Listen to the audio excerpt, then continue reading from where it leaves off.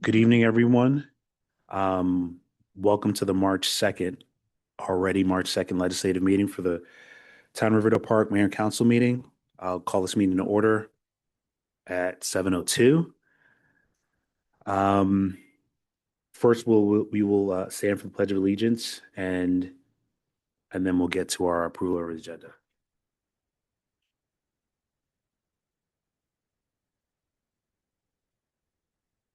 I pledge allegiance to the flag of the United States of America and to the republic for which it stands, one nation, under God, indivisible, with liberty and justice for all.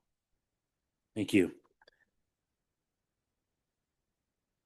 All right, we have an agenda that will be pulled up shortly that we will need approval for.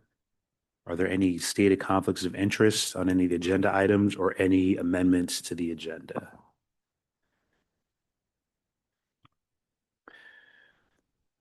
We'll have the monthly finance report, public comments, correspondence summary. We've got two proclamations, two other presentations, and then we've got two legislative items, an item of new business, and then three unfinished business items.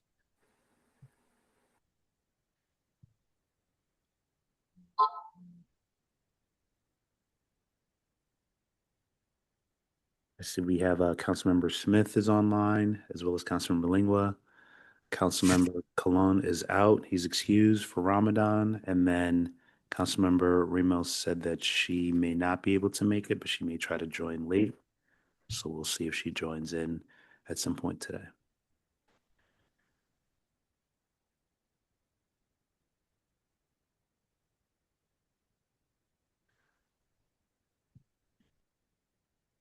Waiting on the screen to load.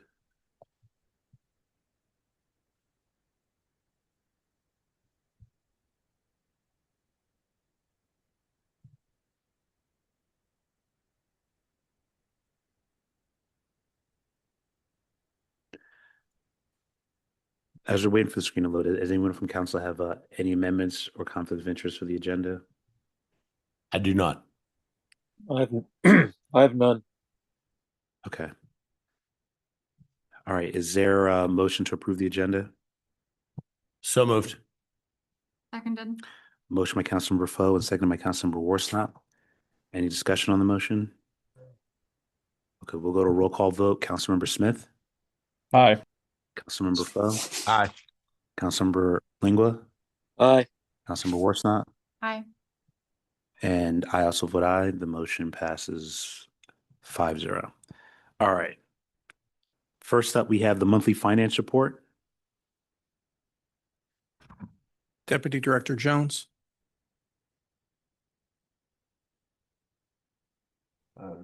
Thank you. Good evening, Mayor and Council, members of the public.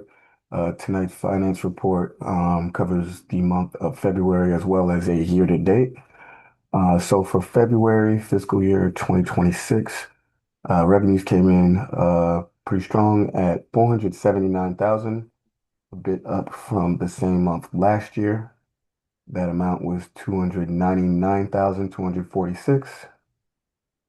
On the expenditure side, we spent just under 690,000 in February, which is also a bit lower than the same month last year, but it's consistent with what we've seen in prior years. When we look at the year to date through February, we've collected roughly 10 million and 250,000, which is at about 87% of our annual budget.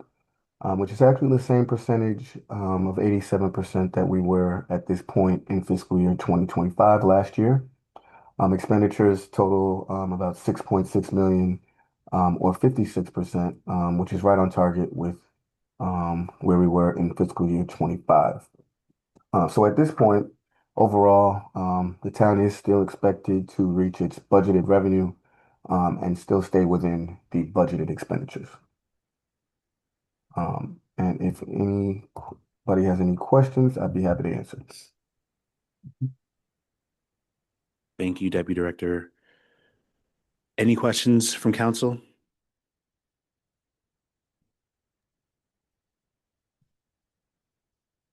No concern from you, Deputy Director Jones?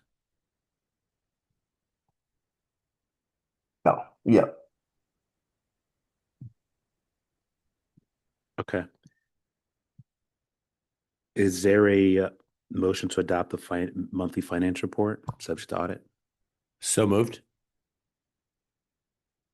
Is there Seconded. motion by Councilmember Foe, seconded by Councilmember Worsnop? Any debate on the motion? Okay, hearing none, we'll go to a roll call vote. Councilmember Smith, Aye. Councilmember Foe, Aye. Councilmember Lingua, Aye. Councilmember Worsnop, Aye. and I also vote aye. The motion passes 5-0. Thank you, Deputy Director. Thank you. Okay. If it's okay with you all, I know Councilmember Lingua, I believe you're not doing that well right now. If it's okay with you, I'm happy to move to the legislative agenda items so we can get your votes in, and then you'll be free to drop off if that's okay with you, or would you rather continue the agenda as is? Just continue as is. Okay, Thank you, though. Appreciate it. no problem. Here to help. Okay, next we have the correspondence summary.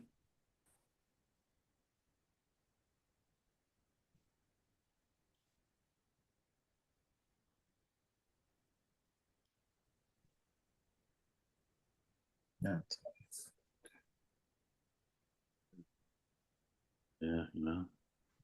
it's snowing after it was 60 degrees. Everybody's not sure what to do. No. So my mom would say. Move to Scotland.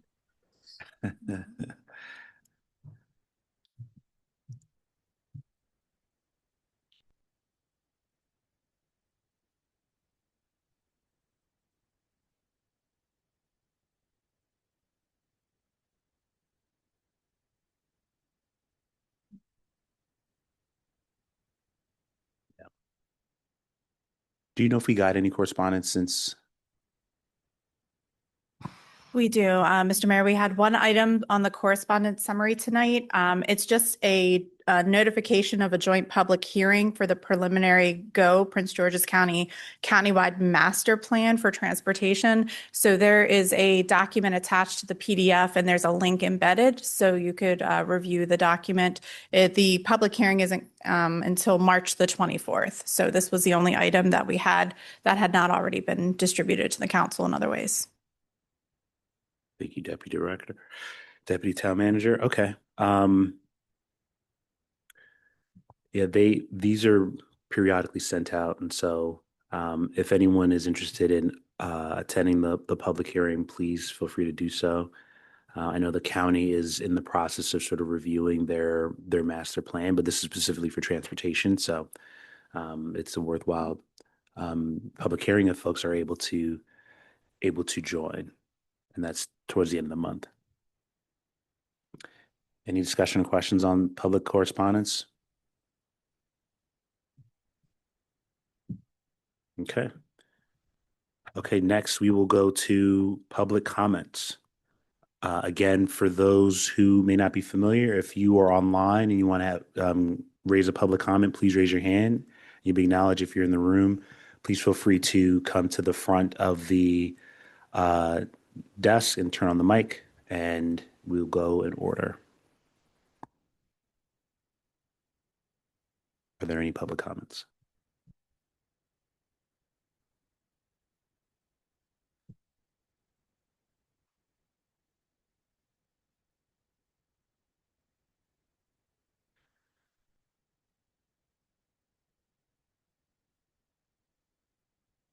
Okay. Last call for public comments.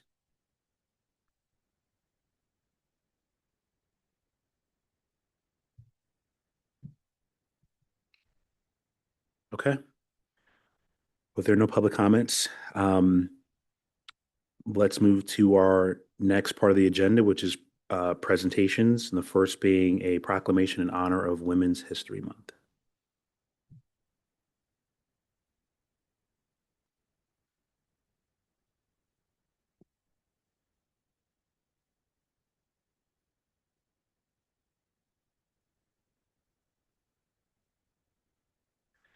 All right. Proclamation for Women's History Month for 2026. The mayor and council of the town of Riverdale Park proclaim March to be Women's History Month. Whereas the town of Riverdale Park recognizes the month of March as Women's History Month, established in 1987 by Congress to celebrate the contributions of American women who have made to strengthen the nation since its inception. And whereas Women's History Month honors women of every race, status, ethnicity who have challenged the social and legal structures that have kept women's labor unappreciated, unrepresented throughout history. And whereas American women have been leaders not only in the securing of their own rights of suffrage and equal opportunity, but also at the forefront of every major social change movement in history, paving the way for future generations to enjoy the unalienable rights, duties, and responsibilities afforded equally to all citizens of the United States of America. And whereas each woman is extraordinarily in her own ways, proving that women working inside the home or outside in academia, science, technology, business, labor, governance, and more maintain a critical role in every sphere of society. And whereas women succeed, their communities prosper. When women succeed, their communities prosper. Therefore, be it proclaimed that the mayor and council of the town of Riverdale Park hereby declare March to be Women's History Month in Riverdale Park. In witness thereof, I hereunto set my hand and cause the seal of the town of Riverdale Park, Maryland, to be affixed the second day of March 2026. Thank you for all the women who have done major contributions on our council, on our staff, I'm sure in all of our lives as well. So thank you. Next up, we have a proclamation recognizing Ethics Awareness Month.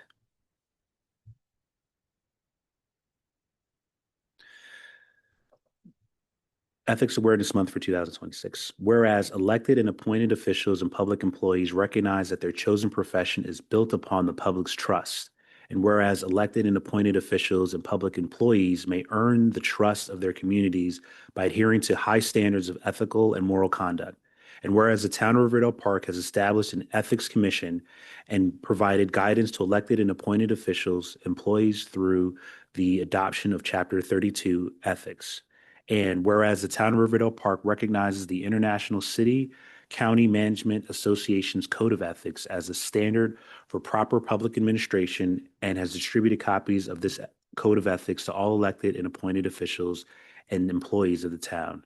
And whereas an awareness of ethical standards and programs help to promote a strong public image and maintain a moral course. And whereas the International City/County Management Association, the National League of Cities, the U.S. Conference of Mayors, and numerous other national and state municipal management or associations encourage their members to strengthen and abide by certain ethical standards. Therefore, be it resolved that the town of Riverdale Park Mayor and Council do hereby proclaim March 2026 as Ethics Awareness Month in Riverdale Park and call upon the elected and appointed officials, public employees, residents, government agencies, and all other individuals and institutions in the town or who conduct business in town to recognize the importance of ethical conduct in our community and to commit to increasing awareness and understanding of the ethical principles that should guide our professional and personal interactions with each other. In witness thereof, I hereunto set my hand and cause the seal of the town of Riverdale Park, Maryland, to be affixed the second day of March 2026. Thank you so much. Okay. Next up, we have, speaking of ethics, an overview of the calendar year 2025, financial disclosure statements, Riverdale Park Ethics Commission, Audria Heberty, Chair. Welcome. Thank you. Thank you for having me tonight, Mr. Mayor and the council. As the mayor mentioned, my name is Andrea Huberty. I'm the chair of the Town of Riverdale Park Ethics Commission. And I am, and we have a team of us. There's April Ingram, Tamika Richardson, which I saw saw her name pop up earlier, as well as our alternate Corey Buford. We all comprise the commission. And we meet to go through financial disclosure statements from both the mayor, the town council, as well as staff. And again, making sure that there are no conflicts of interest in terms of financial matters for the town and those that are working to do any type of fiduciary responsibility, or those that have fiduciary responsibility. You can go to the next slide. Thank you. So of course, then I have to put my glasses back on. All right. So for those of the town council, the mayor, and members of staff that need to complete their calendar year 2025 financial disclosure statements, those are due on April 30th. That's Thursday, April 30th at Town Hall. As I mentioned, myself and the other commission members, we go through those to make sure that they are completed in a timely fashion and there are no financial disclosure or conflicts of interest. And just a hint and as a reminder, so there are the first couple pages of the financial disclosure are normal, then there are schedules A through I. And some of you on the council or on the video call may have received information from our wonderful deputy town manager, Jessica, asking for corrections to the disclosure forms. And the one that seems to confound most people that fill out their financial disclosure statement is Schedule I. Schedule I has a very interesting start. It asks if you have any relationships with the University of Maryland. And then it continues on to talk about any relationships with local municipalities. So everybody that's an elected official or that is a staff member have a relationship with the town of Riverdale Park and must be filled out accordingly for Schedule I. So that's just a friendly reminder to help Jessica and the commission having to go back to you for the various corrections. So, so thank you again for the time. I really appreciate the recognition of March as the proclamation of Ethics Month for the month of March. And if you have any questions, otherwise, just thank you for your time. Thank you. Any questions from council? Mr. Mayor? Councilmember. Ms. Huberty, we just want to say thank you for the work that you do. I may not be the best at filling out paperwork, but I believe wholeheartedly in ethical governance, and your service benefits us all. So thank you. Thank you very much. Thank you. Any other comments from council? Okay. All right. Thank you. Thank you Thank for the you. reminder for Schedule I. I'll still make this down. Yeah, if you do it tonight, you should be fine. All right. Next up, we have FY27 budget expenditures, preliminary FY26 estimated actuals, and FY27 projections. Deputy Director Jones will lead us through this. Thank you. Again, good evening, Mayor and Council, members of the public. Tonight's presentation, I will be walking through general fund expenditures, focusing on aligning the town with the GFOA best practices. Some of the items to be discussed tonight will be the fiscal year 2026 estimated actuals, structural cost drivers heading into fiscal year 2027, how we're maintaining financial discipline, and lastly, strategic positioning for long-term stability. One thing I'd like to note that while this is an expenditure-focused discussion, we still are finalizing the fiscal year 2027 budget numbers. So for fiscal year 2026, we have an adopted budget number of $11,727,703. At this point, we have an estimated actual amount approximately around $11,650,000. which will put us approximately about between $77,000 and $82,000 under budget. Again, this is just where we stand right now, but it does reflect strong internal monitoring, which is one of the GFOA's recommendations when it comes to budgeting. For fiscal year 2027, as I stated earlier, projections are still being finalized. We are currently still diligently working to get to that number. GFOA emphasizes that reoccurring costs must be supported by reoccurring revenues, and that still remains our guiding principle as we come to a projected expenditure number.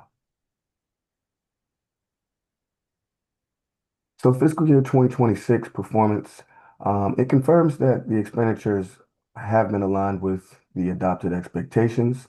At this point, we don't expect there to be any structural imbalance. Departments continue to be maintained and disciplined in their spending. And again, this also aligns with GFOA's recommendations for monthly financial reporting, which is what we saw earlier this evening. And this allows for mid-year course corrections when needed, and just to make sure that we are operating within our budgeted expenditures.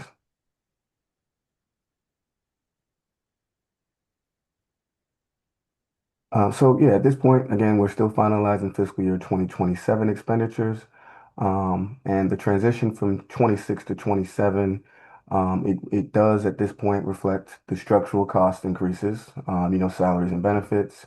The expectation is that we won't be having any additional expansion, no service level increase, and the growth is going to be driven by unavoidable cost factors, such as the salaries and benefits.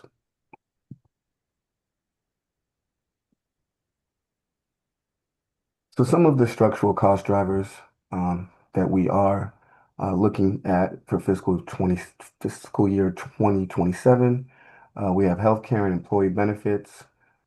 Here we are looking at some premium inflation. We have pension contributions. These are based on actuarial assumptions and market performance.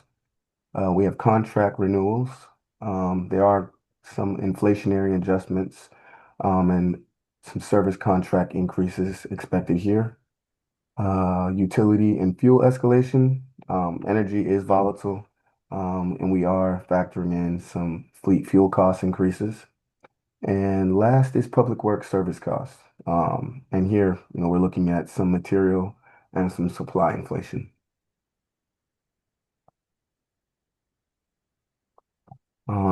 So this slide covers the preventative financial discipline. So GFOA does emphasize financial resiliency. This is the ability for the town to absorb shocks without service disruption. So our approach includes controlled staffing growth, ongoing contract review, regular expenditure monitoring, and avoiding structural commitments without having funding certainty. So we're making these decisions early rather than reacting to any potential structural imbalances.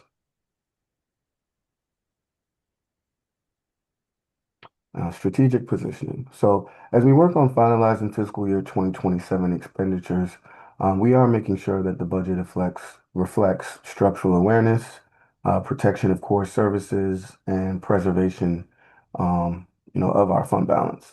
GFOA recommends maintaining adequate unrestricted fund balances, and this is to manage volatility, maintain liquidity,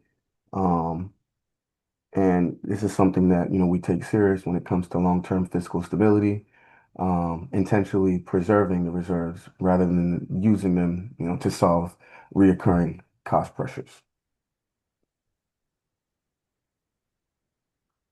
So yes, as we move forward with fiscal year 27, we continue to make sure that we align our expenditure growth with sustainable revenue. And that concludes this presentation. So at this point, if there are any questions, I'd be happy to answer. Thank you, Deputy Director. Jones, any questions from council? Mr. Mayor, Councilmember Morrison.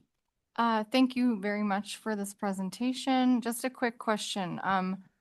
You mentioned that the increase in expenditures did not reflect any increases in service provision. Do you mean like the overall cost of that category is not changing, not what is inside of that?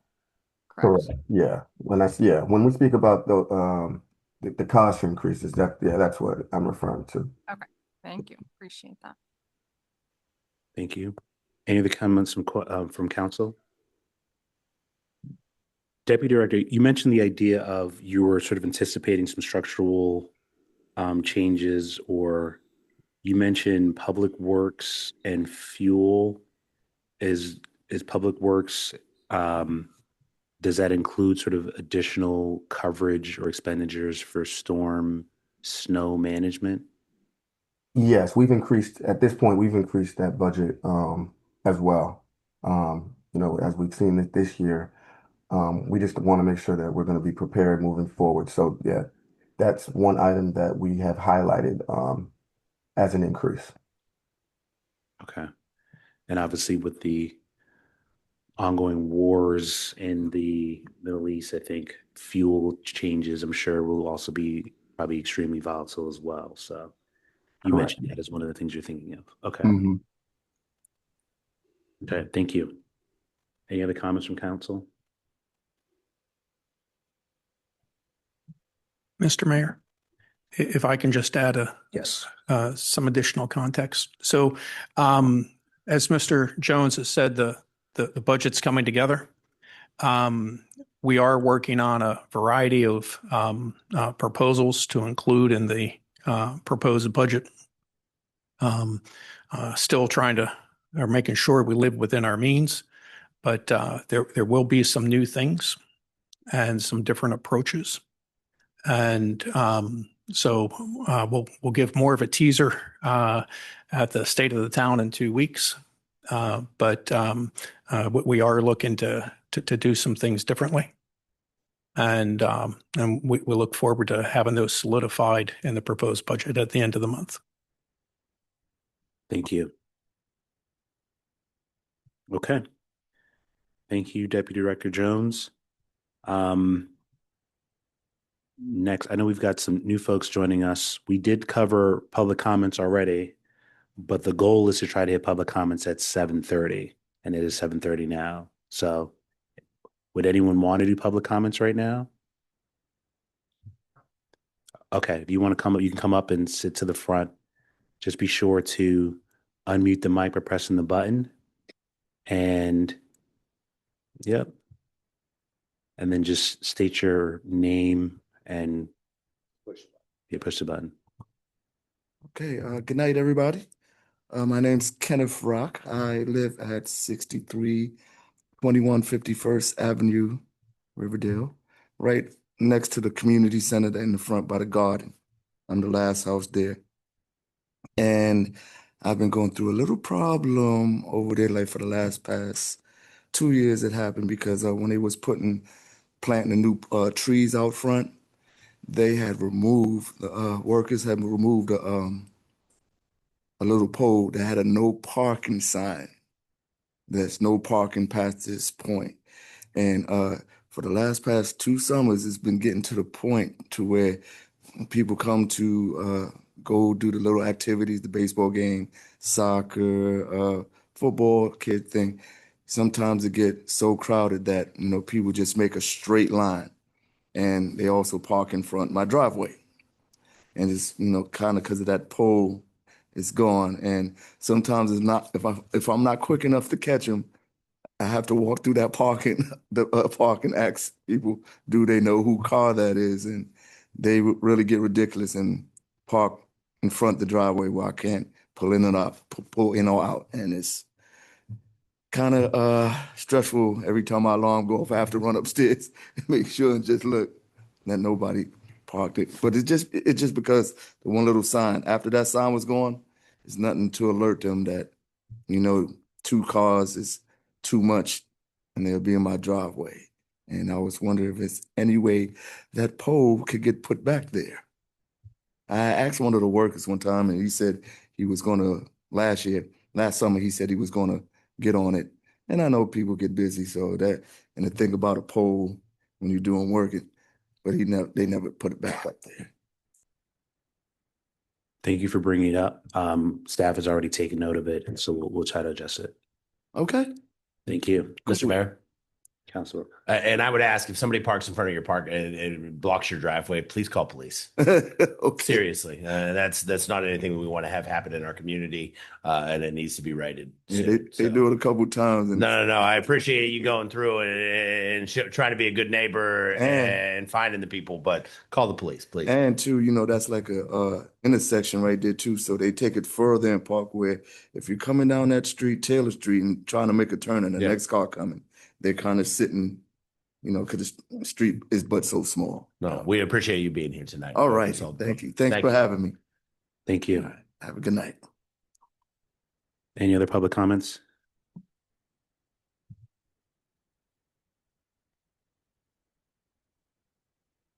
Good evening.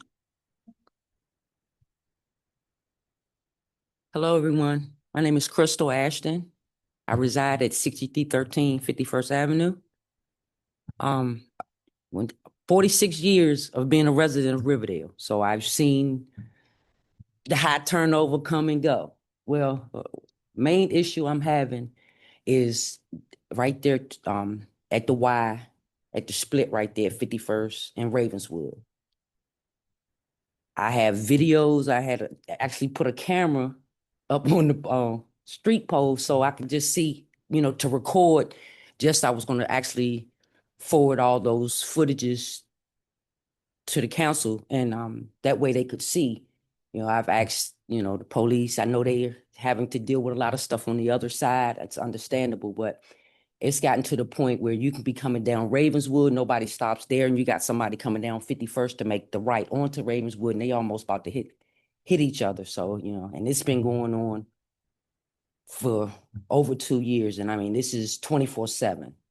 I have mentioned about just sit a car there, maybe they would stop. But then my next question is, what can we do on our street for 51st to maybe put speed humps there? Because you have a lot of I'm not going to even say residents that live in Riverdale that comes to the dog park, and a lot of that is that traffic to also. And then, like I said, 46 years of being a resident. I know we couldn't have trucks over so many tons, and the streets are tight. Every household has more than 3 cars, so of course, the streets aren't that wide. So it's a little rough coming through there, and you got a big rollback, and this, and that's over the tonnage that's supposed to be in our town. I understand the moving trucks, that's one thing, but when you have a resident that has their own business of, hauling, and, what do? I've reported it, but I guess by the truck was being leased or whatever, it was nothing they could do, or they couldn't. I think he had temporary tags or something at that time. But again, I understand the commercial vehicles and things of that nature, but 46 years, of course, a lot of things have changed. I understand, but one of our main issues, like I said, is the stop signs. We have kids, so you got the kids out there riding their bikes. It's getting ready to get warm, So Thank you for addressing it. If you want to stick around, we actually have a legislative item where we're talking about a stop sign enforcement, automated stop sign enforcement agreement that we're going to talk into. So but I appreciate the concern. It's definitely been noted. All right, thank you. Thank you for coming. Thank you both for coming this evening. I am the Ward 2 council member, so that falls within my area. You did the best thing that you could do. You showed up, you made your voices heard, and we'll talk about 51st Avenue. We obviously need to give a little love and attention in that direction. We appreciate you showing up this evening. Thank you. Thank you, council, for indulging me. I figured we want to get the opportunity for folks to speak.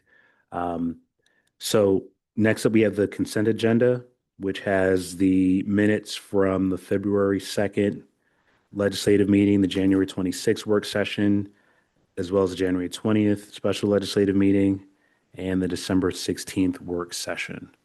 And so it's been sent to council as for us to review it. And so is there a motion to approve the consent agenda items? Councilmember? Motion to approve consent agenda items. Seconded. Motion by Councilmember Worsnop and seconded by Councilmember Foe. It's not debated, so we will go to a roll call vote. Councilmember Smith? Aye. Councilmember Foe? Aye. Councilmember Lingua? Aye. Councilmember Worsnop? Aye. And I also vote aye. The motion passes 5-0. Okay. Next up, we have our legislative item. The first one is a motion to adopt Resolution 2026 R05, adopting the state's investment policy. Mr. Mayor, Councilmember. I'd like to motion to adopt Resolution 2026-R-05, adopting the state of Maryland's investment policy. Is there a second? Seconded. Got two council members working today. Motion by Councilmember Foe, second by Councilmember Worsnop. Any discussion on the motion? We presented this in our work session before. This is pretty much an administrative item to be in line with state law. It doesn't change our investment policy or how we invest. It just sort of puts into our code to be in line with the local government articles. Okay. Any other comments from council on this? Okay, we'll go to roll call vote. Councilmember Smith? Aye. Councilmember Foe? Aye. Councilmember Lingua? Aye. Councilmember Worsnop? Aye. Councilmember, that's it. And I also vote aye. The motion passes 5-0. Okay, next up, we have a motion to authorize the town manager to enter into an agreement for stop sign enforcement. Mr. Mayor, Councilmember? I'd like to motion to authorize the town manager to enter into an agreement with Obvio Incorporated for the implementation and operation of the stop sign camera enforcement system pursuant to RFP number PD 2025-001. Is there a second? Second. Motion by Councilmember Foe and second by Councilmember Lingua. Any comments on the motion from council? Mr. Mayor? Councilmember? Thank you. Thank you to staff for vetting a set of possible vendors. Just a few questions about this vendor and their answers to questions related to privacy and data security. I know that was something that you talked to them about. This is the same vendor that's used by Tacoma Park, is that right? Or do you know? I've just looked and it looks like it is. Yes, okay. Yes. Sorry, yes, okay. So can you just talk a little bit about what they said about their privacy and data collection processes? Like how long is the footage kept for, and not what about non-violations? Are they also kept or not? Certainly. Numan, I can answer this if you don't mind. So privacy was one of the main topics we talked to all of the vendors about. And so that was a large portion of our discussion, as well as House Bill 516, of course, that had all of the state's regulations. I think we went so far as to discuss the liquidated damages to show how serious the council and the town was as it related to privacy. My understanding, and correct me if I'm wrong, Chief or Special Projects Coordinator Hayter, the information actually stays on the actual device itself. That was what my understanding was. And then I don't recall the exact amount of time. Do you remember, Chief? Yes, they said we could, so non-violations could be.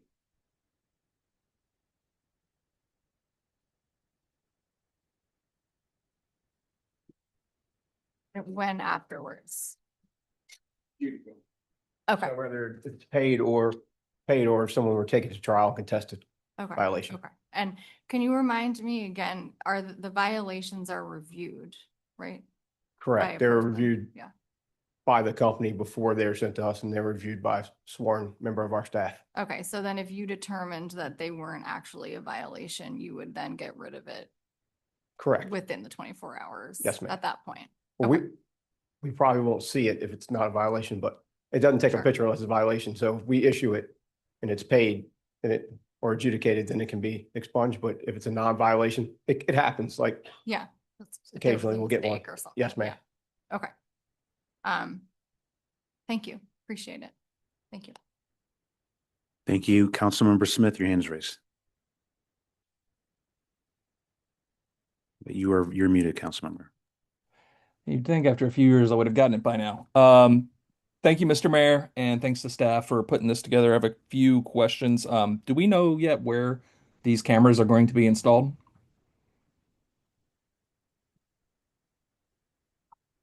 Not yet, Councilman. We haven't determined that yet. Okay. How did staff evaluate Obvio not allowing cities or individuals to access their own data through this vendor?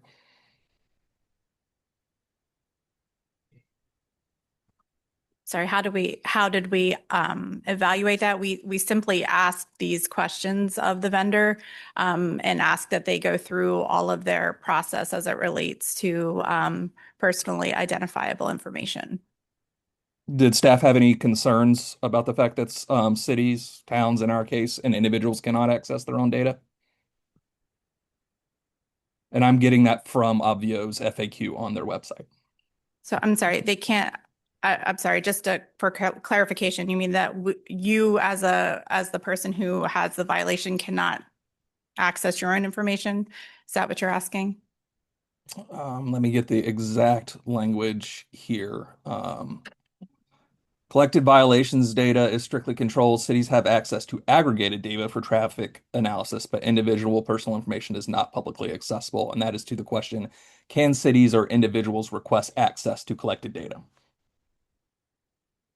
Through like MPIA, is that what you're at? The data belongs to the town. So all of that data that we collect belongs to the town of Riverdale Park. So that is ours, and we have the responsibility of kind of maintaining that. But we also are privy to MPIA. But my understanding is that is some shielded information. Is that correct, Chief? Do you know? Yeah, it's my understanding as well. You also publicly available, like PII information being not available. That's how I read what you just said. I can share the link to the FAQ. Like I said, I just read it here. That seems very concerning to me that I hear you, Ms. Barnes, and I appreciate that, that we would own the data, but it's saying here that we only have access to aggregated data, which is not the full data set.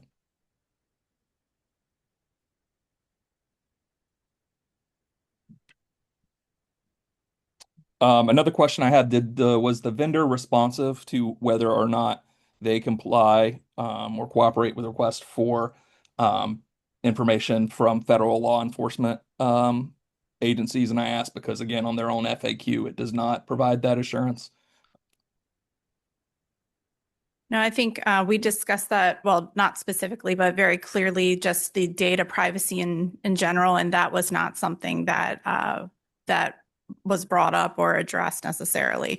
That is not there. This is our data, so it would have to, any information that would be released would have to come from the town. So that was very, very clear. That's not something that they can share or give out in any way, shape, or form. That would have to come through the town. I appreciate that, Ms. Barnes, and I certainly don't doubt that they gave you that answer.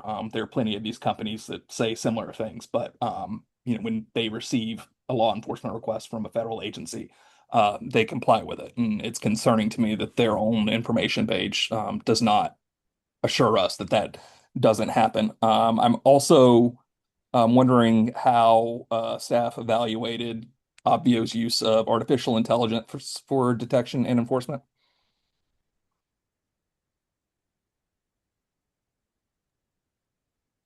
They shared with us the how the technology worked, and that's how we made that decision. And this is the same vendor that we used for the pilot program, so we had quite a bit of previous experience in working with them.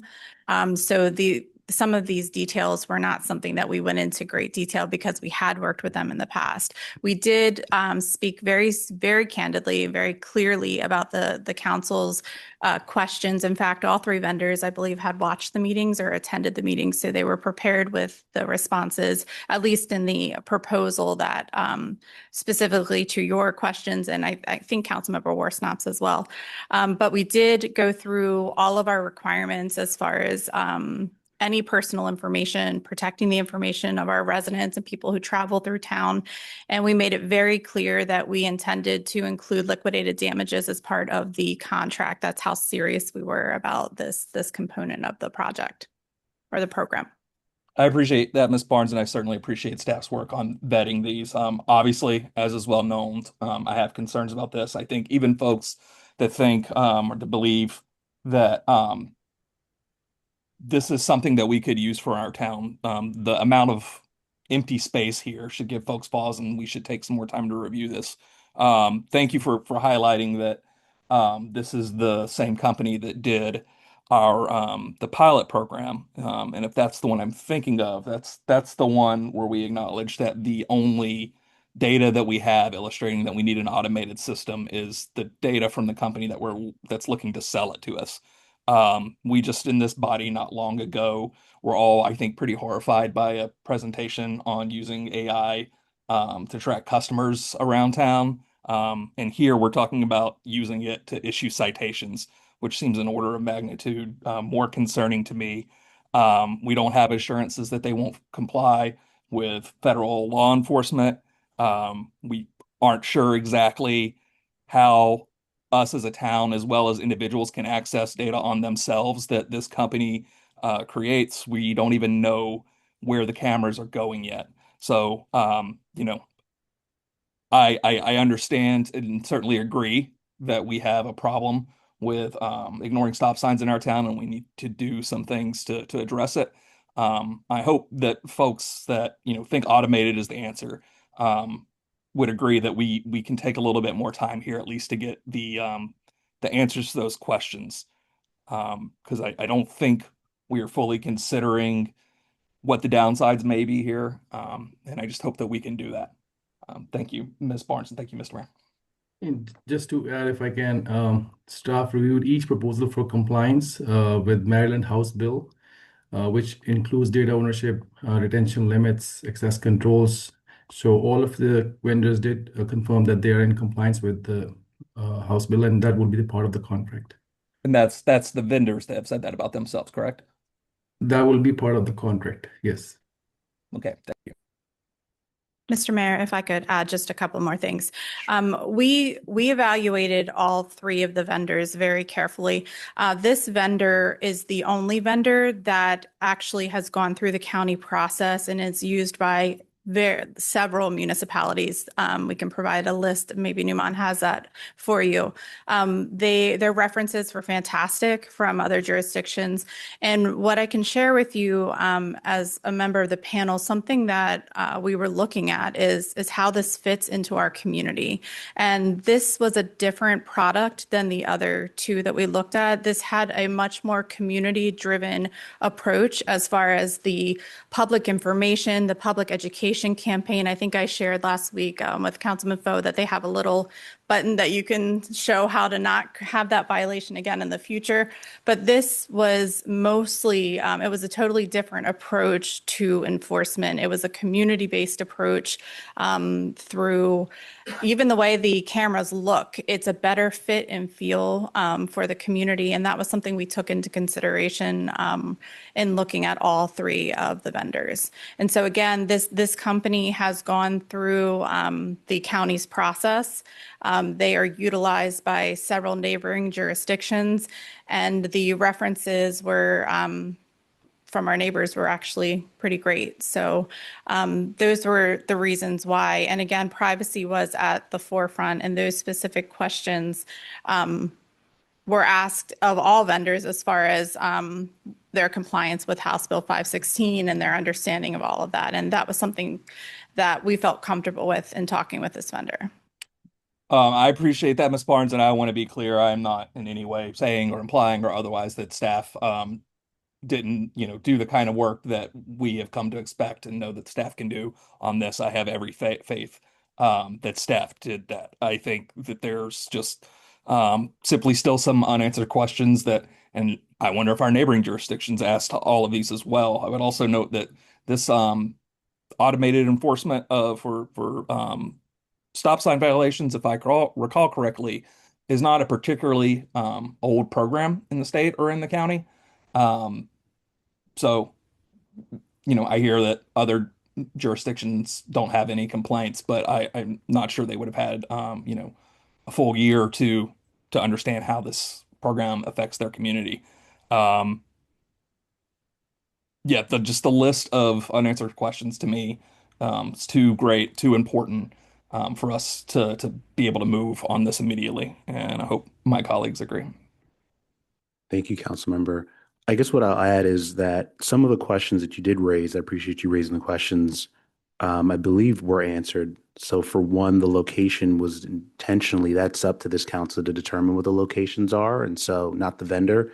So that's a future planned, once we have a vendor, then there's another conversation of where the locations would be, which is separate from getting them approved. I think the plan has always been to go to the county council, which requires approval to get probably every intersection that has a stop sign sort of on a list for approval, which would then give the council the ability to determine the initial locations and switch locations as necessary without having to go through the entire process. So that was by design, has always sort of been the case.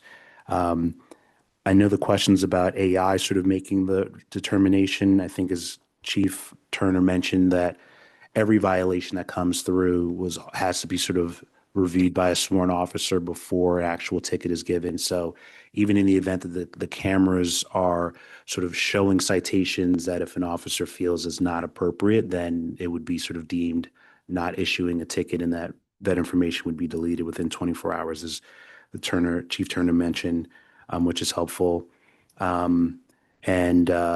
I know there were a lot of questions around data privacy, and I think when we first had this conversation, the state law had not been passed yet. And so since that has now come into account, I think it, at least from my original read, I don't have it in front of me, but it covered a lot of the concerns that we had around privacy, retention, ownership, PII, the data protections that we talked about. I think the only outstanding question that you mentioned that has not been sort of answered is around the compliance with federal agencies or a warrant or something like that. I don't know if that was explicitly commented or asked in the panel, but I feel like that's probably the only question that's unanswered at this moment. Mr. Mayor. Councilmember. Thank you for that. I agree. I think it's important, the question about complying with federal authorities. I do think that's important.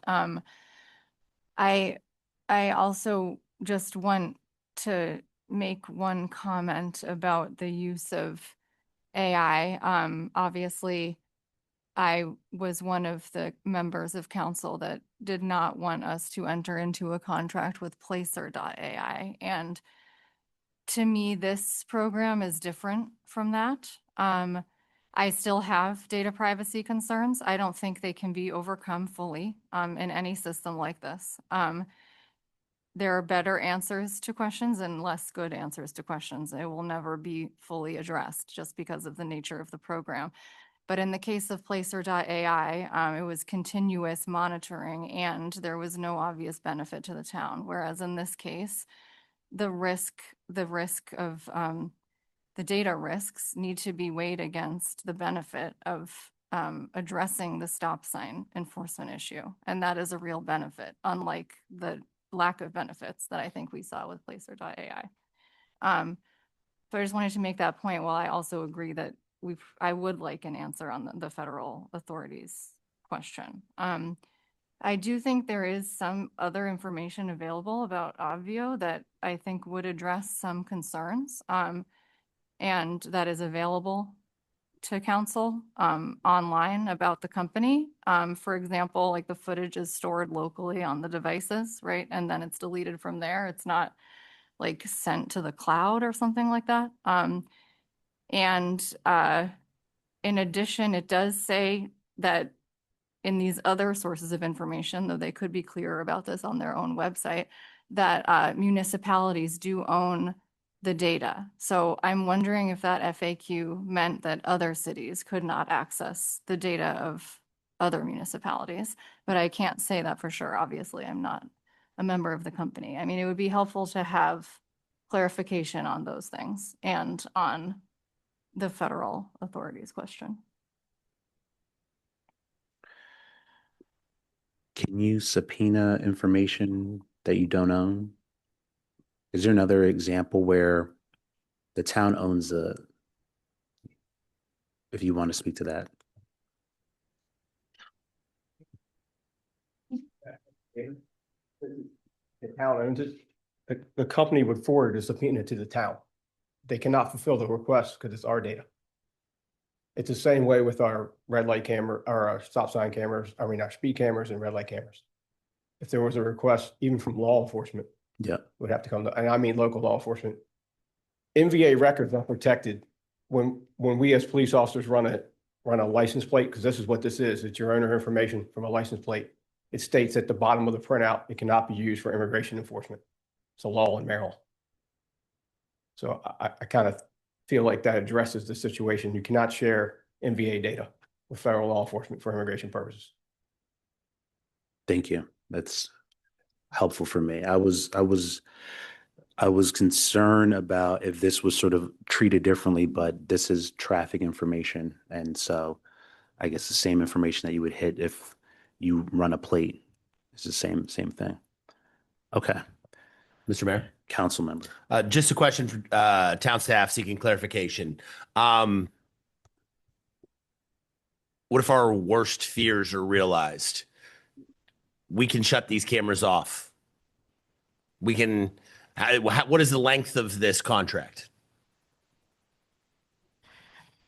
That'll be part of the negotiations as we go through, but we typically have a relatively short-term contract initially with the option of extensions, further extensions, but we can stop this program just as quickly as it started. A council action can shut down the cameras at any given time? It wouldn't require council action. The town staff could certainly do that.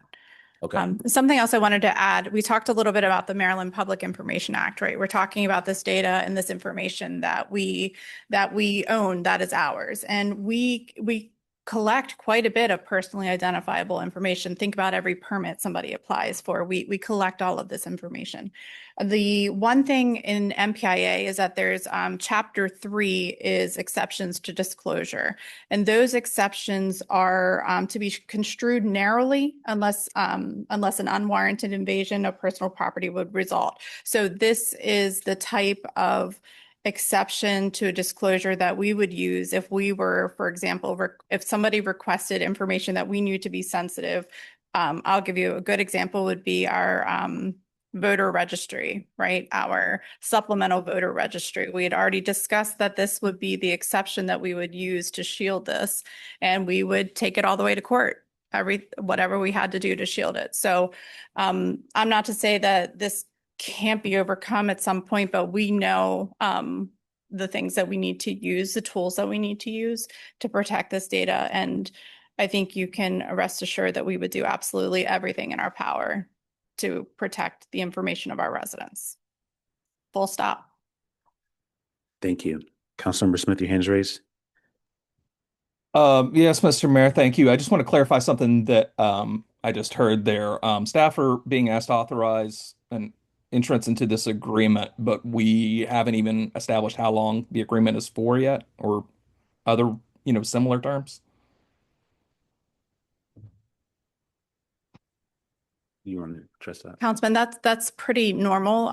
We develop those things as we go through the negotiation process. Sometimes that process takes quite a while until we land. I'm not certain what the term would be. I know that when we just put out an RFP for the town attorney, and that was an initial year with the opportunity for extensions. So I think we would have to really probably follow something very similar is what I would anticipate. This is a new program. We want to make sure that it's successful. So I think that would be appropriate in this case for sure. I appreciate that, Ms. Barnes, but being that this is such an important program and is a new program, I think that's a good reason to have greater council oversight. Um, that's a big flag to me that we're authorizing an agreement that we don't even know some of the basic terms are, and it's for a private company to engage in law enforcement activity in our town. Thank you. Okay, any other comments from council? All right, there is a motion on the table. If we'll go to a roll call vote. Councilmember Smith, No. Councilmember Foe, Aye. Councilmember Lingua, Aye. Councilmember Worsnop, Aye. and I vote aye. The motion passes 4-1. Thank you for the discussion. That was a great debate, great discussion. A lot of important topics on this, and we will continue to revisit it, I'm sure, as we think about the multiple other steps that go through this process. We're one step closer. Okay. Looking at our agenda, next item that we have is an item of new business, which is exciting, talking about grants. So, Ms. Peaks.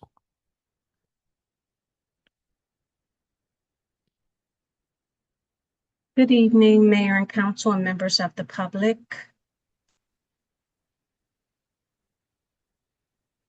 So the town center has, so this motion is to adopt resolution 2026 R06 authorizing submission of a fiscal year 2027 community project funding request through the U.S. House of Representatives in the amount of $1.5 million under HUD's Community Development Fund in the Economic Development Initiatives for Maryland Avenue reconstruction and the Town Center Connectivity Project. So the background, the Town Center has been designated by Mayor and Council as a priority area for business attraction, redevelopment, and long-term economic growth.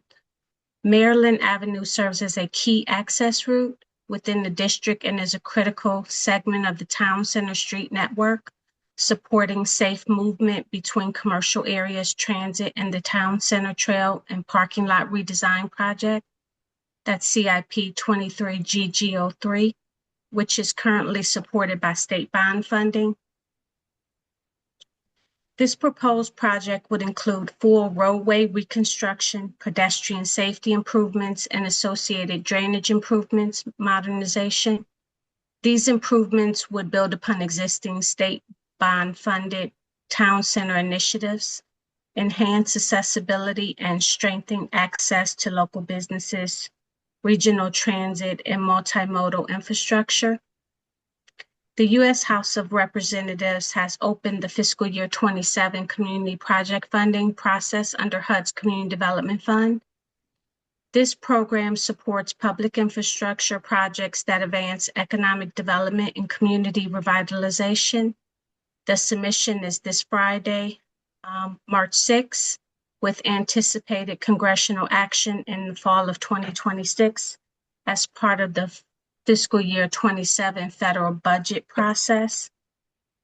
The financial impact on this with this funding, $1.5 million, to make the grant application more competitive. The plan is for the town to allocate up to $200,000 in local funds towards the project over the next several fiscal years.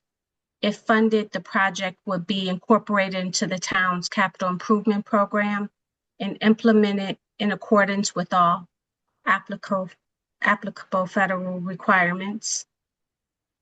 Staff recommends adoption of Resolution 2026 R-06 authorizing submission of the fiscal year 2027 community project funding request for the Maryland Avenue reconstruction and Town Center Connectivity Project.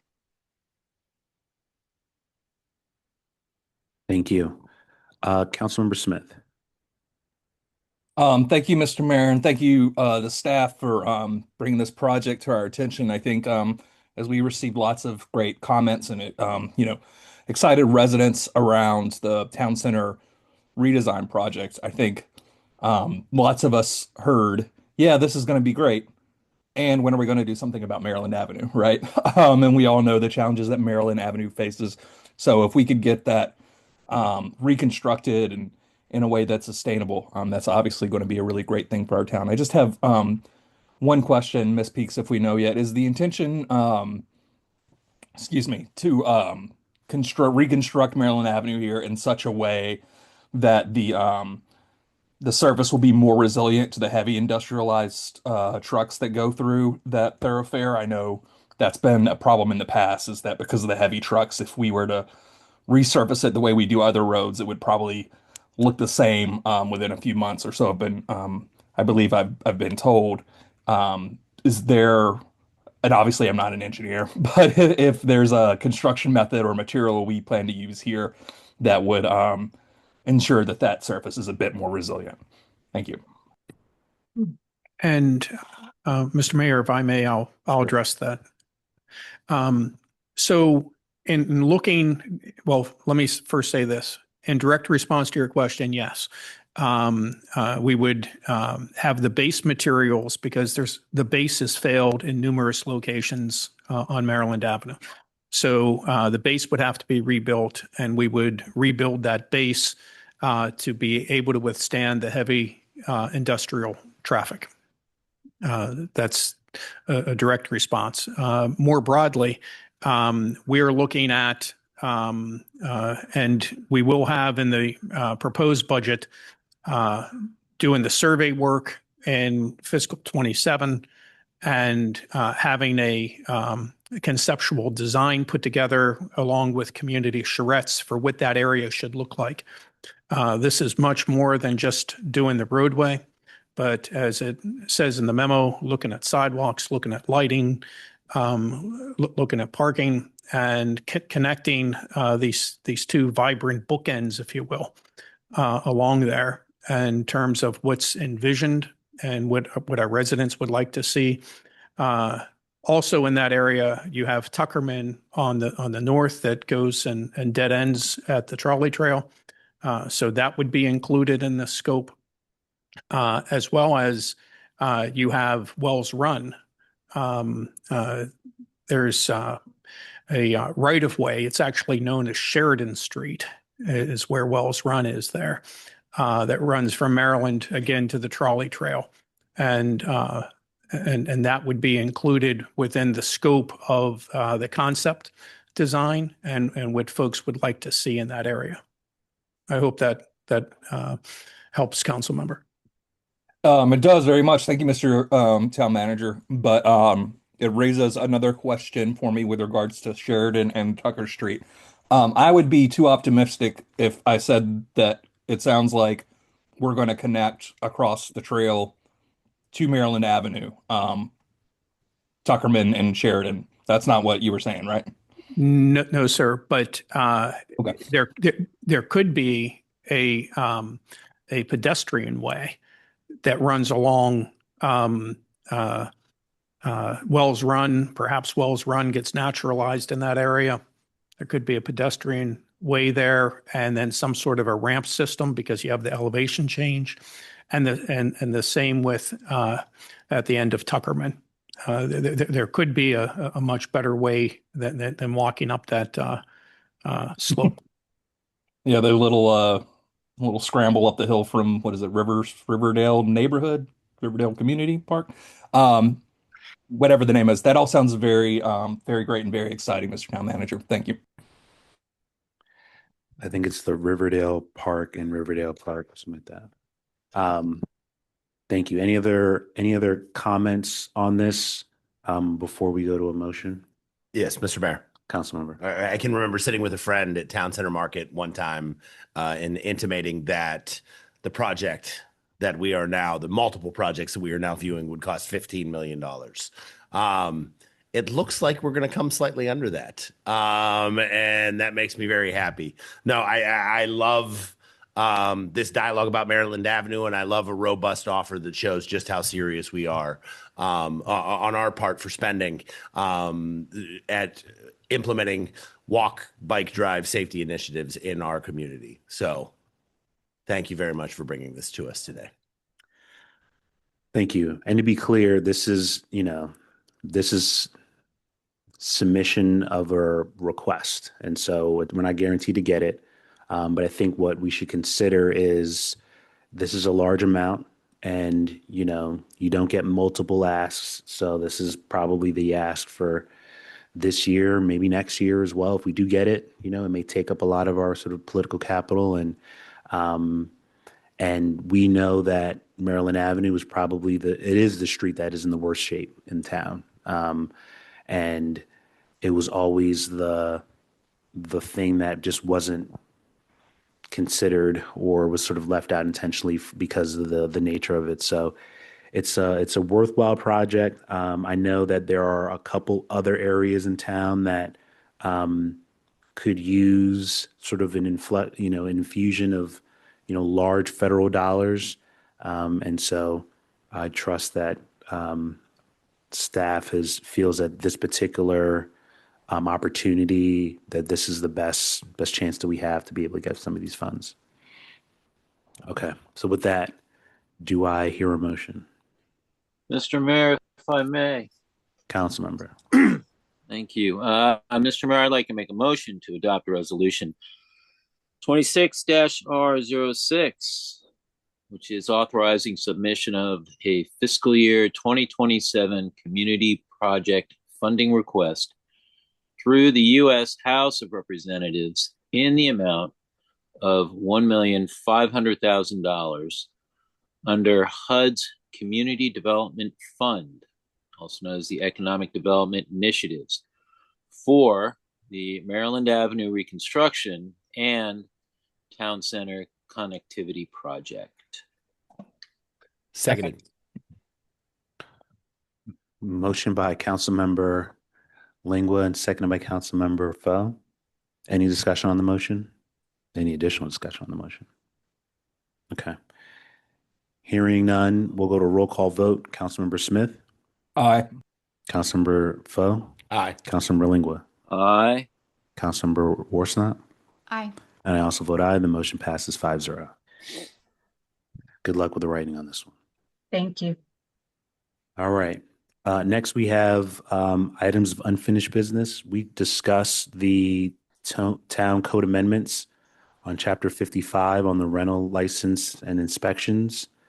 Again, this is another opportunity for members of council to weigh in on if there's any updates, changes as they thought about it in their quiet moments that they want to raise. Please do so now. If there are any questions from staff as well, you can feel free to bring that up as well.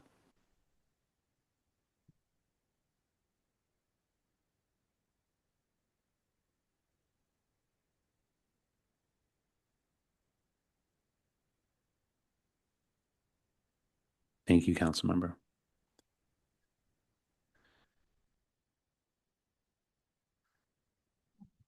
Mr. Mayor, Council member. Director Chilton, were any changes made to this after our last conversation? No, there were no significant changes to the suggestions made by staff. Okay. Thank you. But I'm feeling much better today. If there are any questions, I'd be happy to answer them. Sound better. That's fine. Last. You take your time. Okay.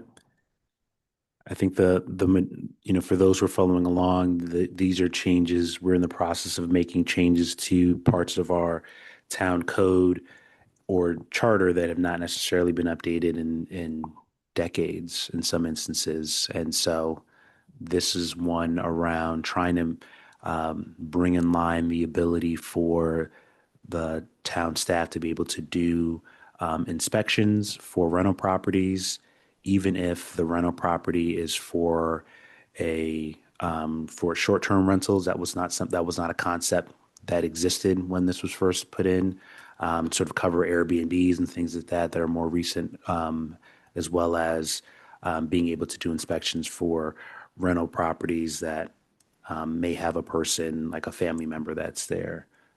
Before it was it was not possible. So just bringing it more in line with current standards.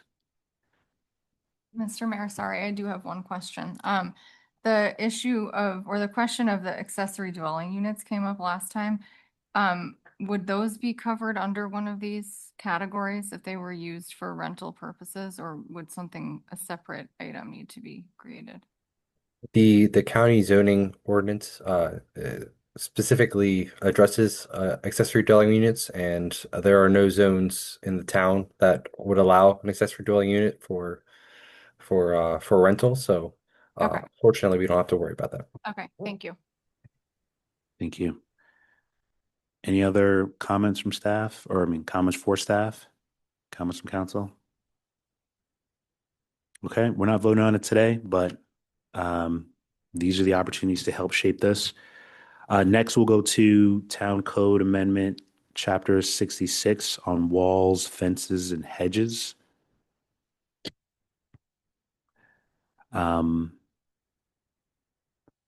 Director Shelton, I'm assuming there were also no changes to this since the last time we presented in front of the council? I believe that is correct.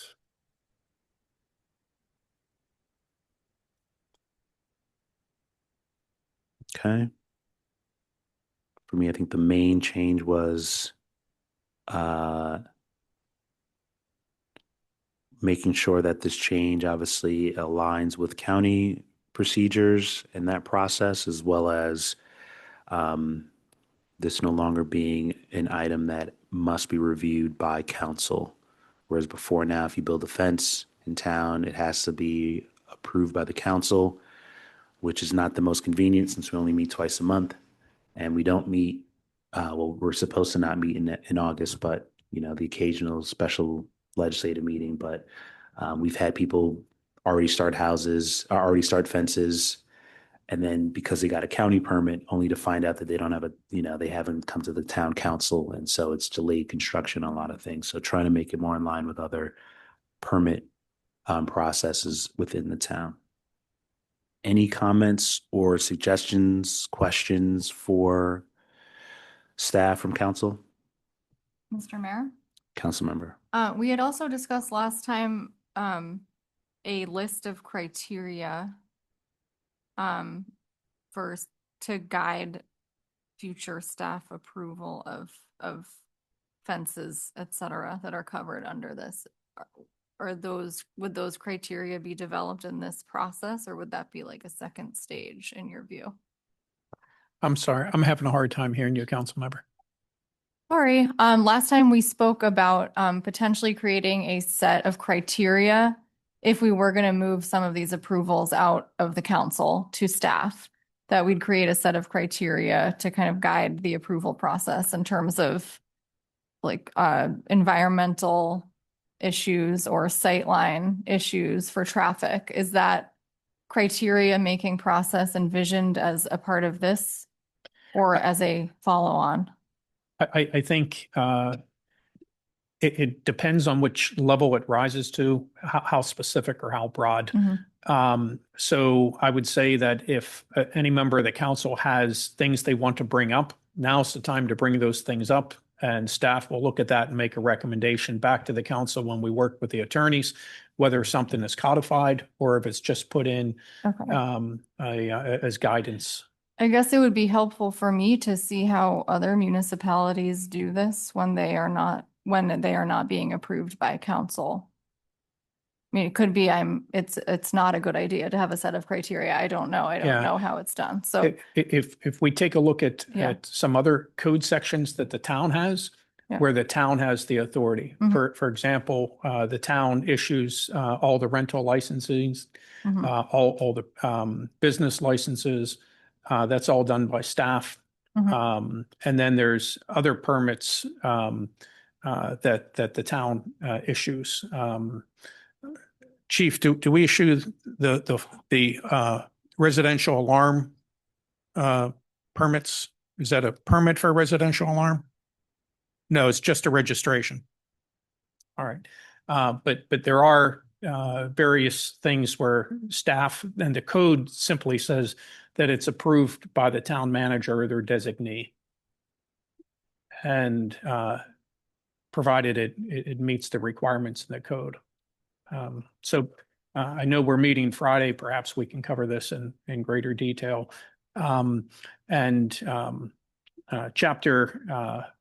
The current chapter 55, the business licensing one, I think is a good one to look at in terms of,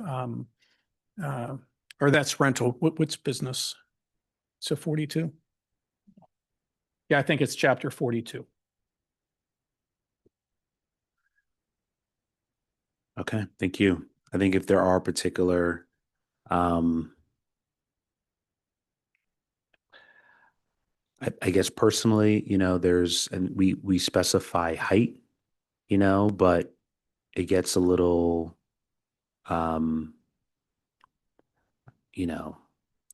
it all seems a little gray and problematic potentially when you start trying to legislate like, oh, I don't like that fence, or, that's where I'm sure from a legal standpoint, it'd be interesting to see what is considered legal per se or what's best practice. But I think from the examples so far in the last 2.5 years I've seen on council, I think the number one issues have been either, we've had conversations about, does it fit the neighborhood, or is it like a similar fence that it's like running up against, which is,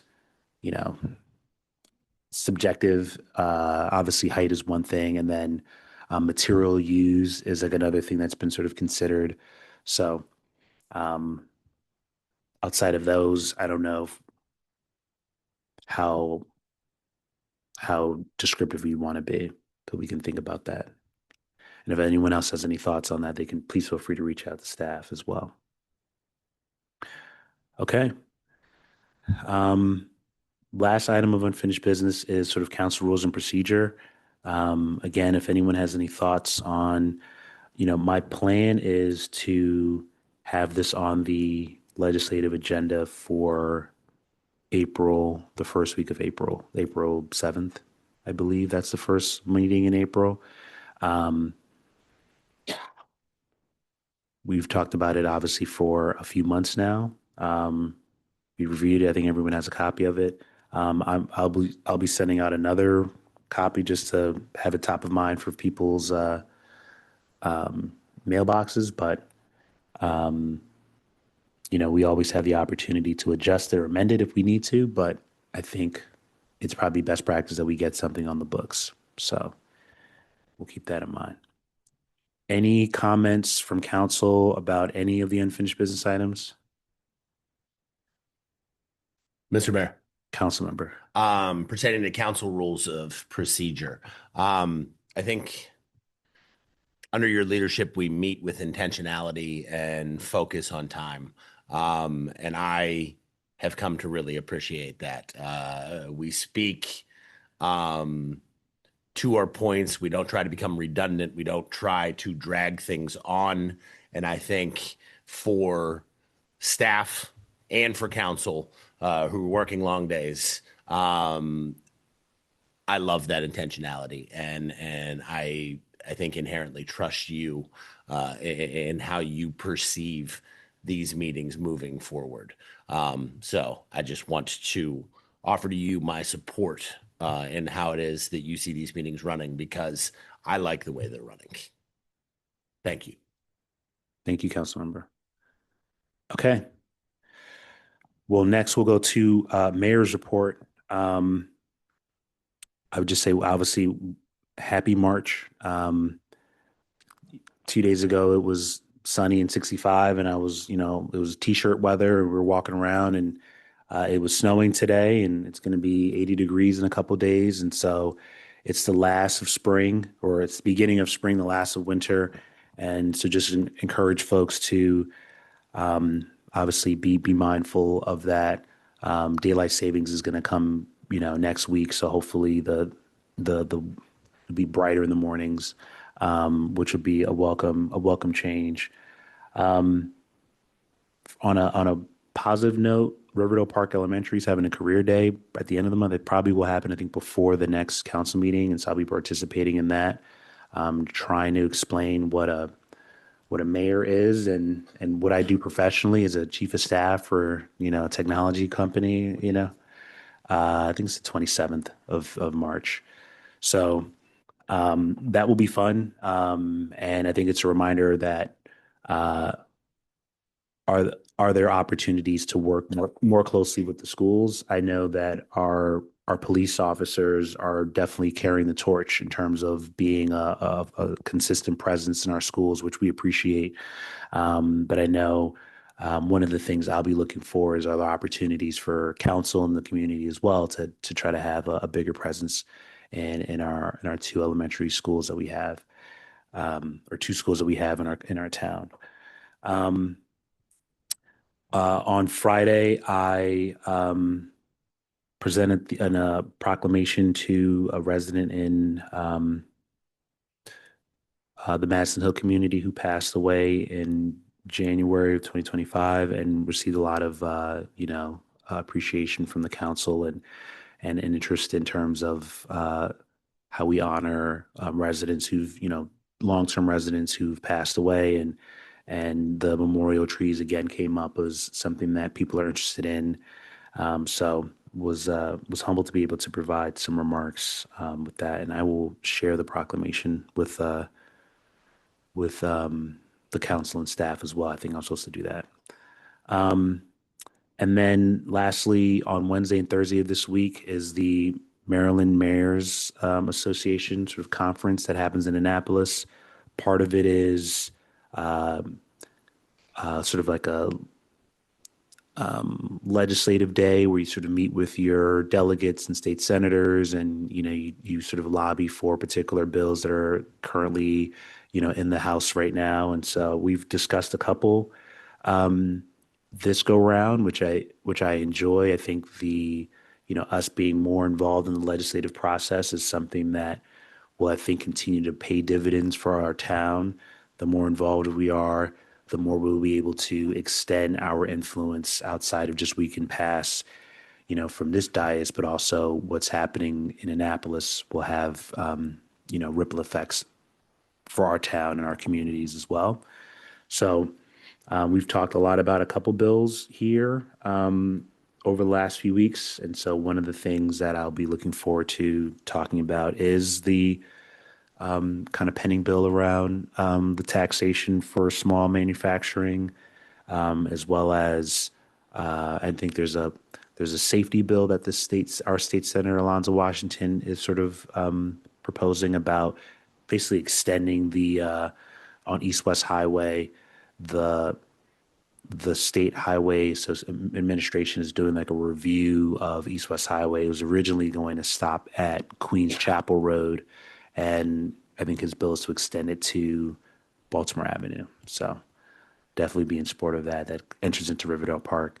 We know that we need sidewalks and safe street planning on East West Highway to go completely through the town. We've talked a lot about the Purple Line station at Kenilworth Avenue and East West Highway. It's probably our most dangerous intersection, and we will have, we are encouraging people to walk or bike to that Purple Line station, and at its current construction, it is not safe to do that. It's not designed for people; it's designed for cars, and so there are multiple instances where we're trying to attack this problem from a bunch of different ways. The second one being the Kenilworth Avenue sort of redesign that's happening. That meeting has been rescheduled 3 or 4 times. I think now it is next Tuesday or Monday, actually. We'll get the date. Out and try to encourage people to go to it. It'll be I think it's in Bladensburg Elementary School.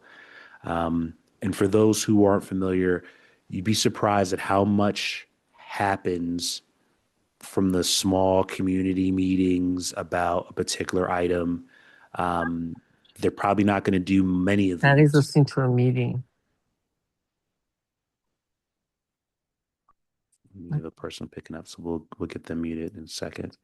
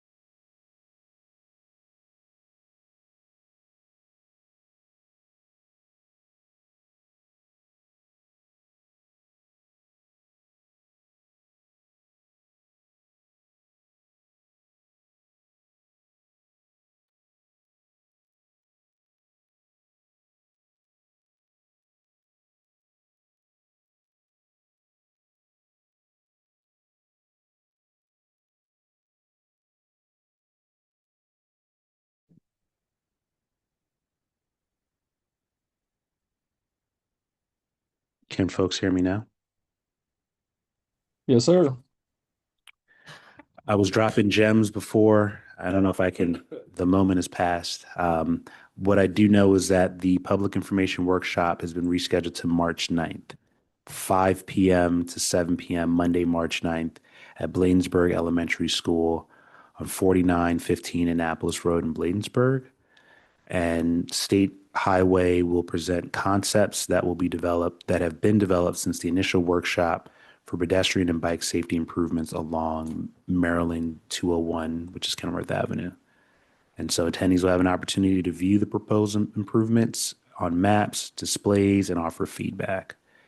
And there will also be a project portal, so we can try and get people access to that project portal to be able to provide feedback as well if folks are not able to join next Monday. And, with that, I will yield the rest of my time. So, Mr. Town Manager's report. Yes, Mr. Mayor and members of the council and the community. I'll be relatively brief this evening. MML has released its preliminary schedule for the 2026 summer conference, and that will be held June 14th to the 17th in Ocean City.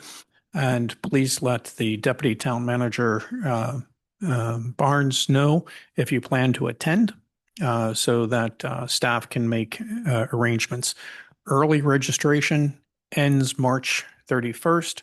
I believe it benefits the town financially if we have early registration. Yes. It does. Today, staff released the RFP for legal services, for town attorney. And we need direction from the council, from the mayor and the council, on what the process would be for review of responsive proposals. So staff will review all the proposals that come in, make sure they're responsive to the RFP, and then there will be a stack of those. And so we will need to know what that process is going to be. We may actually receive inquiries asking a little bit more about what the process may be. And so it'd be good to be able to respond to those inquiries. Proposals are due by March 20th. So on March 20th at 12 p.m. The Town Center Trail parking lot redesign and the Tolley Place projects. I know we haven't talked about them recently. Everything's still moving forward. Things are moving forward well. So we've had lots of background work conducted. And so we're still moving forward with some of those things, doing surveys, finding out from CSX how much they're going to want for the acquisition of their property at Maple Munch Park and the Veterans Memorial. So we are having those two properties appraised, even though the town improved those properties however many decades ago. The underlying land is owned by CSX. So we do want to navigate that, and we think that we'll land in a good place with CSX. They seem very open right now to working with us. And the mayor mentioned House Bill 1243, and there's a hearing tomorrow. And staff will be sending some additional information out to the mayor and council this evening, just as the council considers the town's position on this legislation, because that would help staff if we had clarity in terms of where the town stands on the legislation. And that's all I have this evening, Mr. Mayor. Thank you, Mr. Town Manager. I'll respond with an official sort of process for the town manager, for the town attorney review. But I think my initial thought is a group of, me and two other council members sort of being able to, sit on the interview panel. I'll ask that Vice Mayor Pho will be included in that. So we'll find one other council member who's interested. So if you're interested, let me know, and I'll decide who else is on the panel. The idea is keeping it to 3 so that we're not at quorum, so that we can have, and the idea being ask the exact same interview questions across everyone to protect itself from best practices. And then we'll try to come up with a plan on how we then make our overall recommendation to the larger council and give the entire council an opportunity to weigh in on that. And so we'll have to figure out if that's going to be an open and closed meeting, but that's at least my initial thought process. But I'll flesh it out and put it in writing. Okay, and obviously MML, please, if you're interested, now's the time to do it. It's a week earlier this year because of the elections. That's what I was told. So I think primary elections at the state level is normally the week where it's typically the week after Juneteenth, but it's actually going to be the week of Juneteenth this year. But there's an aerial show on Saturday, so they're telling everyone to show up early if you want to. And with that, we'll go to our ward reports. Councilmember Smith, Ward 1. Thank you, Mr. Mayor. I will keep it quick tonight. I know as some may have heard, we had a fatality on our railroad tracks through town in what appears to be an intentional, presumably related to mental health incident. Certainly thoughts go out to that family. I want to make sure everyone is aware of 988, the National Suicide and Crisis Line. You can call 24/7 and they have resources that can help you, including sending counselors or providing resources in your community for suicide prevention and crisis response. Similarly, in the past couple of weeks, I've had to help a family member deal with crisis and have actually needed to call 988. So I can verify that it works. Please, if you or someone you know are in crisis, have that number written down. Don't be afraid to call. Just calling doesn't mean they'll send someone to your house, although they will if you need it. But there's plenty of resources they can give you, or just someone to talk to. So certainly encourage everyone to keep that in mind and remind folks in your life, take care of their mental health, and let's take care of each other. Thank you, Mr. Mayor. Thank you, Councilmember. Well said. Councilmember Pho, Ward 2. I just want to say thank you to Councilmember from Ward 1. Your vulnerability on the topic of mental health is noteworthy, meritorious. We all need to live our mental health journey out loud. I am inspired by you. Thank you very much for sharing. I would be remiss if I didn't shout out my mother on Women's History Month. She is a remarkable woman, a child of tremendous trauma, who had 3 children of her own. And the only goal that she ever had was to offer support and love that she needed so much in her child for her children. I am the beneficiary of an incredibly strong human being. I am the product of an incredibly strong human being. She also gave me my sister, who represents those same traits. And wouldn't you know it, I found those same traits in a wife as well. I have been tremendously blessed to have the women that I have in my life. And for far too long, we've burdened women in this country without the support that they deserve. And I just think I should call on every single one of us men to offer women the support that they have given to us unequivocally throughout our entire life. And lastly, Ethics Awareness Month. I try to avoid national political topics from this dais because sometimes you wonder, what is your role? I grew up in Western Pennsylvania, predominantly Republican community, Butler County, and there's not much that we oftentimes agree upon politically. But ethics is one place where I believe that we have a bridge. I don't believe what we see politically aligns with the ethics I think that everybody in this room supports. I find oftentimes in dialogue, if we bring up ethics, what we should expect from our political leaders, we oftentimes can find common ground. And I would encourage everybody here to, in those dialogues that you have at the Thanksgiving dinner table or with your buddies, bring up political ethics, bring up the vast amounts of money that we have in our politics, bring up how middle class and lower are oftentimes excluded from the dialogue because of the vast sums of money that are in our politics right now. I would never want to run for a higher political office because I never want to have to beg on my knees for donations from the truly wealthy.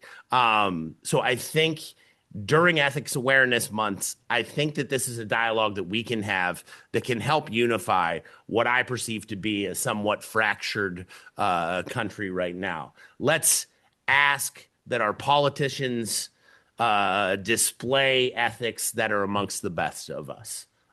Thank you very much. Thank you, Councilmember.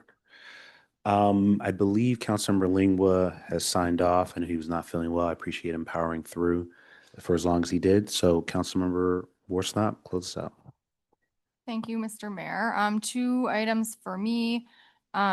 First, looking forward to attending the Madison Hill HOA meeting next week. Thanks to their HOA president for being here tonight. Looking forward to that. I also wanted to just mention that the mayor and I met with Betsy Otto yesterday just about Plummer Park, and we discussed how it would be useful to have a presentation from staff at some point very soon about the status of Plummer Park. 2 things I think in particular. One, she let us know that her colleagues that have been working with the town on this are ready to go on the kind of next step of the design. From our conversation, it sounds like that is there are 2 steps, I guess, left before we might be ready to seek bids on the next phase of the project. But we were wondering from that conversation whether the funds that are still allocated in this year's budget could be used to support the work that needs to be done on this next phase. That's question 1. And then question 2 was about the kind of phase 1 of this, which I think was discussed maybe before my time, but about the Lazy Meadow plans for the park. What is the status of that? Like, was it already budgeted for, and is it in the list of ongoing projects that the town has planned? So just a presentation or information on those items would be very helpful. Thank you. Thank you, Councilmember. And so with that concludes our agenda. Is there a motion to adjourn the meeting? So moved. Seconded. Motion by Councilmember Foe and seconded by Councilmember Worsnop. It's not debated, so we'll go straight to a roll call vote. Councilmember Smith? Aye. Councilmember Foe? Aye. Councilmember Worsnop? Aye. And I also vote aye. The motion passes 4-0. We are adjourned at 8:48. Have a good night.